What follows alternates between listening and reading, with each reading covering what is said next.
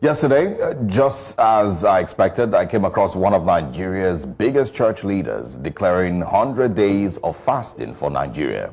He said the country will soon experience peace after the church's 100-day fast is over.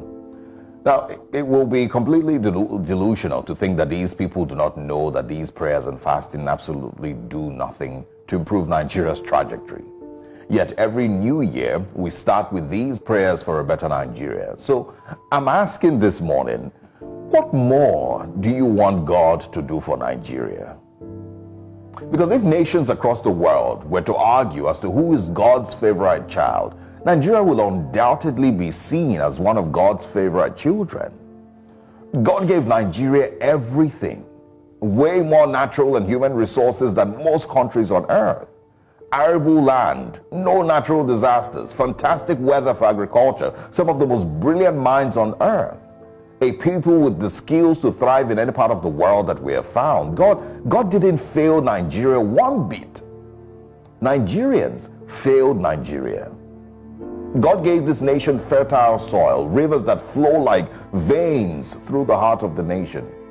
Nigeria is not lacking in blessings that we need to pray for. It is instead drowning in gross mismanagement. So again, what more do you want God to do for Nigeria as you fast for 100 days? What more is God meant to do for our country? To choose your leaders for you? To help you jail your corrupt politicians? To help you properly utilize all the vast resources that He has already blessed us with?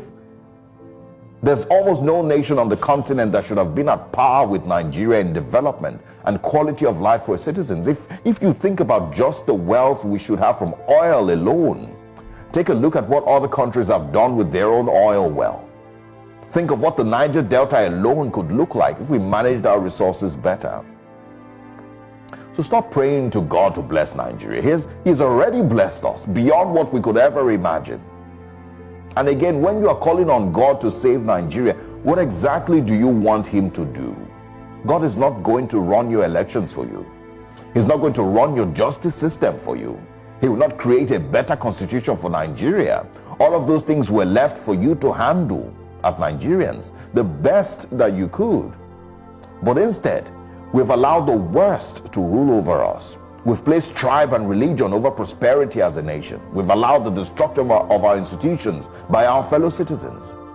God didn't abandon Nigeria. Nigerians instead have laid our bed this way, and so we must lay on it.